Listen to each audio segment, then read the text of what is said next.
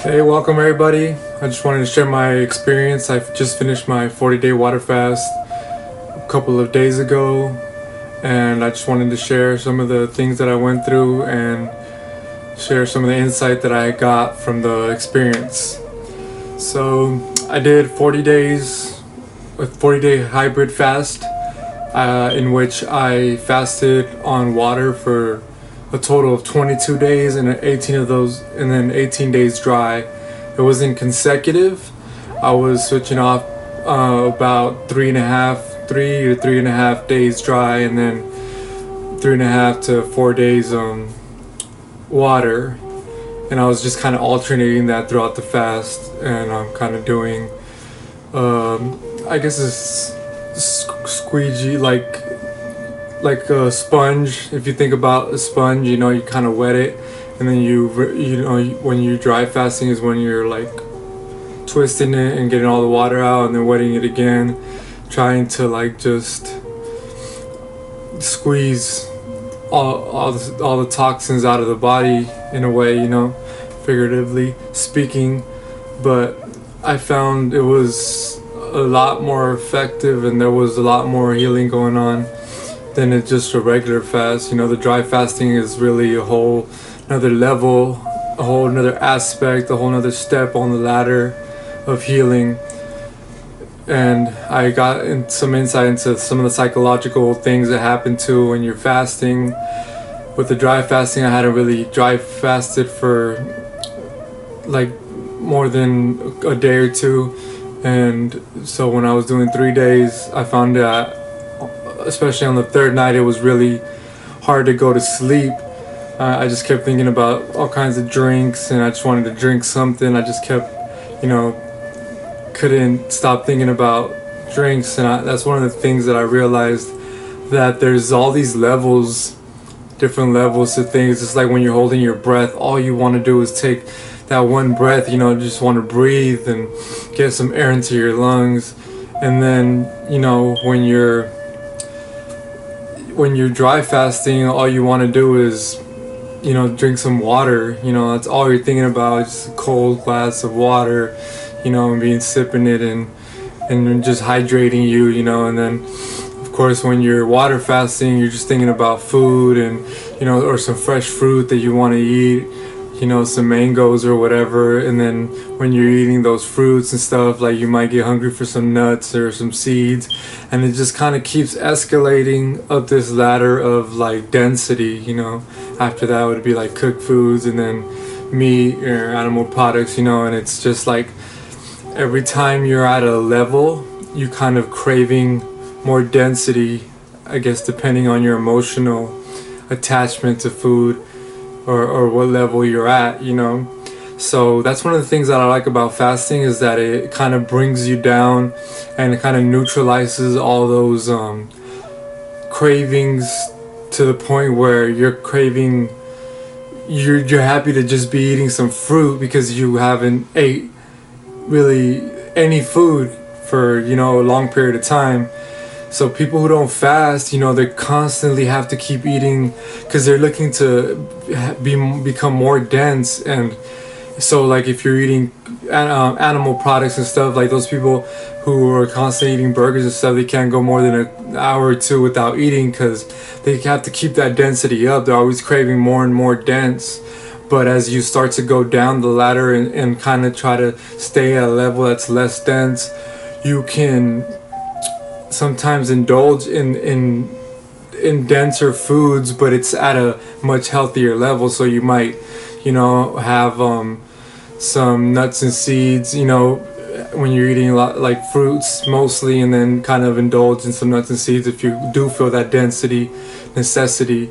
But the point is to try to stay at a lower level, so that when you do want to step up to and get some density in you, it's not at an unhealthy level where it's like meats or cooked food. It's some, like, just some nuts or some seeds or something that's that denser at that level.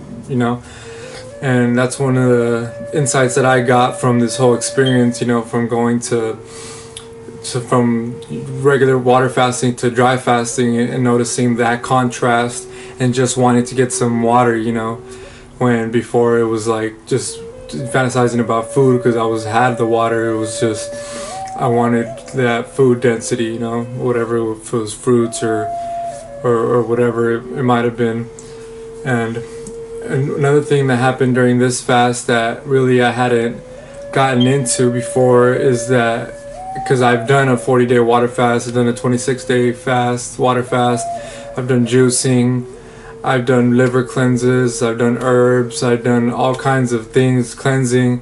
And on this particular one, I think it was the dry fasting that really kind of pulled out some extra. I went on an extra layer on this one because I broke out on my skin. I started getting acne on my chest and my back, and I started getting like rashes and hives. And it's interesting because I never have those things at all. And I was like, hey, where is this coming from? It's coming out of nowhere, you know. Seemingly, you know, you think you're in good health, you think you have good skin or whatever, but there's layers, you know, you just keep digging and digging, and then you find this other layer that you weren't even aware of, you know. And that's why I think it's so interesting that people who say things like, oh, you're still on the cleanse, you're still cleansing, you're still doing that detox, like, you eat raw, like, what are you doing, why are you cleansing? And they have no idea the level of cleansing that is necessary or that can be done or that they should strive to get to. You know, they're living in the illusion that you only need to eat clean for a week or two or a month and that's it, like your colon is cleansed for 20 years of eating, you know, dead animal products and cooked foods and all these unhealthy foods. Like a short amount of time is going to clear all of those problems out, but they don't understand really what's going on, like the how clogged the intestinal tract is and all these other layers, like all these toxins that have been stored deep in tissues and trying to regenerate at that level, and further than that is trying to go back and fix the DNA issues or the genetic issues that have been, you know, switched off or switched on certain genes that aren't in your best interest or that isn't optimal for you as a human, you know. And it's so amazing to me how I'm still getting to layers, and I know I'm gonna keep. That's why I'm keeping going on this journey that I'm going on, and I have this intuition that I can feel better, and I'm not there yet. And it's surely enough, I get the confirmation every time with something like that I'm barely, you know, getting to certain layers even after fasting for 40 days. So if you think like you're on a raw food diet, or you think you eat so mostly raw and that you're getting to those layers, that you're really fooling yourself, really. And I know not everybody wants to go on a cleansing journey or whatever, but for me it's not really a big deal. This is the lifestyle that I live because I want to live the most optimal, and I want to experience optimal level of health, and I just want that to be one part and one aspect of my life that's going to give me the ability to pursue other things to the best of my ability, so that I can be a top, you know, be an elite performer at whatever I choose to do. You know, whether you want to be an athlete, you want to be an actor, you want to be a musician, you want to be whatever you want to be, whatever trade you want to do, whatever you want to play around with here on this plane. If you're cleansing yourself on the physical level and doing that emotional work too, and all those things are just going to help you become the best in your field and the best version of yourself, so that you can become the best at what you do. And that's just a little aspect of why I do like this fasting thing. I'm not just like obsessed with cleansing, and I think that the whole world is toxic, even though I mean I am aware of all the toxins and stuff, but I don't stress out about it. Like, I just do the work that I have to do, and I just do that for myself so I can be the best version of myself. Now, another thing that I wanted to discuss too that happened, I was doing activated charcoal, and then at some point I did bentonite clay and psyllium husk to try to clear out the intestinal tract. Now, these aren't necessarily like a food. These are insoluble fibers that you actually don't absorb. They just kind of go through you. And then the point of it was that it was trying to clean my digestive tract. But so I did one whole day where I was just alternating psyllium husk and bentonite clay every hour. I was doing 2 tablespoons, I think it was, and it was a pretty disgusting experience because it has like a pretty nasty taste or texture to it. But what happened was the next day I felt horrible. I was very, very nauseous, and this was like I would say about day 30, and it was just one of the most brutal experiences. I felt so nauseous. I really thought like I might die or something. I certainly felt like I was dying. I went to the restroom. I felt super nauseous. I couldn't have a bowel movement, and I was walking and I actually fell on my knees, and and then I asked my brother to pour me a enema bucket with water so I can try to have a bowel movement, and then I managed to do that. I had a bowel movement. I felt a little bit better, but I just kept feeling totally nauseous, and then I went back to sleep, and I just wanted to not be conscious because I was so nauseous that I just couldn't take it. And I think what happened was my liver started secreting, or my gallbladder started secreting bile, because I just felt like throwing up. And then when I had the bowel movements too, there was a lot of like yellow, what I thought looked like bile, and bile, that would make you feel nauseous if it goes into your stomach, from what I was ingesting, those insoluble fibers like the bentonite clay and the psyllium husk. I think it produced some sort of reaction, but I was just feeling horrible, and I'm so glad I made it through that, because I was like so tough. Like I really just wanted to quit and give up then, but I just kept going, and I finished off the 40 days, and thankfully now I feel great. I feel a lot better. I'm glad to be kind of on a more grounded state, because fasting is like a whole nother level. Your thoughts and what you're going through emotionally. I didn't get really too deep into the emotional aspect. Like people say you're supposed to feel emotions and cry and stuff, and some people go only do like a 3-day fast, and they say that they're super sensitive, but hasn't been my experience. I go 40 days and I'm still not really, it's not like I'm crying every day or anything like that, but for me it's more of a mental thing rather than emotional. Like I do go through things more in my head, and I try to kind of go inside and try to analyze myself on a deeper level, but I wouldn't say really emotional like some people make it out to be. That but everybody's different. Maybe I have yet to reach that layer, and maybe I will reach it one day, and I'll share it if that's what happens. But for me, it hasn't been the case. I don't feel that sensitive to, on the physical level, I'm feeling, the smells and everything is super, super prominent, and I can be very sensitive about that. But that's just like kind of physical things, it's not really like emotional and stuff like that. But that's one of the things, people always say, you have to, this is what is going to happen, but you have to go by experience. Who cares if somebody says this is this, or you have to do this, or there's rules to this. There's really no rules. Like you kind of have to experiment for yourself. Like a lot of people, there's this whole protocol about how to refeed, and they say you have to do a certain amount of time with juices. And to be honest, like I've already been eating nuts and seeds and all that stuff, and it's only been like a couple of days. I didn't do it. That wasn't the first thing I broke it with, but there's no rules. Like it might be the most optimal for you to do juices for a week or two. That would be the most optimal, but it's not a set in stone rule that you're gonna die if you eat like some nuts and seeds on the first or second day. Granted, if you chew properly and you're digesting well, and it just depends. Everybody's different, but people try to put like one rule and just lay it out as the ground rule for everybody, as totalitarian, authoritative, like this is the rule and you have to stick by it, and if not, you don't know what you're doing. But I've been eating nuts, seeds, avocados, even went to a restaurant, and it's only been like 5 days or a couple, couple days.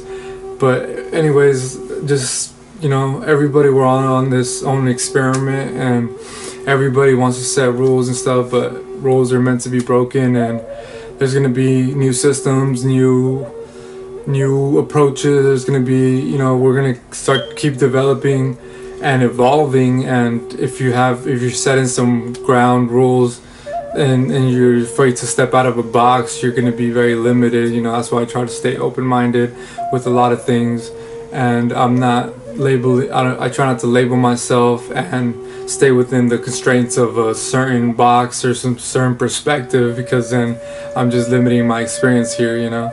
So I encourage everybody out there to just be your own experimenter, your own, healer, and just heal yourself. That's all you really could do. Nobody can heal you for you. You have to do the work yourself, because you're the one that got yourself in that situation. We have to take responsibility for everything that happens in our lives and assume that we're the ones who are responsible, because that puts you in the position to be able to change and heal yourself and heal those wounds. If you say, oh, I had nothing to do with it, then you kind of take yourself out of the position from helping yourself, because you say you have no control over it when you really do. And it's just been another amazing experience as usual. And really, this is more of a lifestyle for me. I plan on fasting probably for the rest of my life. Just keep it as a tool to, I guess, cleanse and keep me grounded, and just extend for longevity, and just keep repairing myself. There's so many reasons why I do it, but for me it's just a lifelong tool, and I don't see it as a sacrifice. I see it as a helpful thing. It's something that is helping me in the long run and that I enjoy doing. And it's because if you see it as a sacrifice, you're gonna give up, because you can't see it as a sacrifice, because then you see it, your perspective on it is kind of flawed in a way. And everything you see as a sacrifice, eventually you're gonna stop doing it, because you're struggling, you're going against the grain, and you're fighting. Like, if you're gonna see it as a sacrifice, don't even do it. Like, if it doesn't resonate with you, don't do it. But if it does, then I would encourage you to follow what resonates with you, what you feel in your heart that you came here to do and practice, and that might be in your best interest to pursue, whatever that may be, whether it's fasting, or whether it's following some sort of path, career path, or becoming a healer, or whatever whatever in this life resonates with you. Like, don't let people shoot you down on your dreams and goals. Don't let people set their limited minds. Don't let them put their limited beliefs on you. Like people say, you can't fast, you can't do that, you can't live without that, you need this, you need that. Like, no, that's their reality. That's the box that they want to live in, and don't let them put you inside of that box. You set your own restrictions, you set your own boundaries, and if you can imagine it, if you can see it in your mind's eye, if you can perceive it, you can make that happen. And you just gotta be willing to put in the work. You gotta be dedicated, but if you have see it in your mind, you have the potential to make it manifest. And people who can't see it, that's why they're gonna set those limits on you. But just keep going and stay strong and stay focused, and just have fun with it. Just have fun. Don't get too serious about it, but always have some sort of aggressive approach to where you can become what you want to become. Have some discipline so that you can achieve those goals. Don't just sit around and wait for them to happen. Make them happen and have fun while you're doing it. Just live the life that you want to live, and whatever you gravitate towards, and have a great time. And that's just the message that I want to share with you guys today, and sharing my experience with this whole fasting thing, and how it's kind of just changed my life for the better, and it gave me so many insights. And it gives me the motivation every time I come off the fast. I'm so motivated to just become something and do something and just help out and fulfill my purpose here on this plane of existence, this three-dimensional, visible matter state. So I'll see you guys next time. Hope you guys stay tuned and just go out there and heal yourself, and then you could heal the world. Alright, see you guys.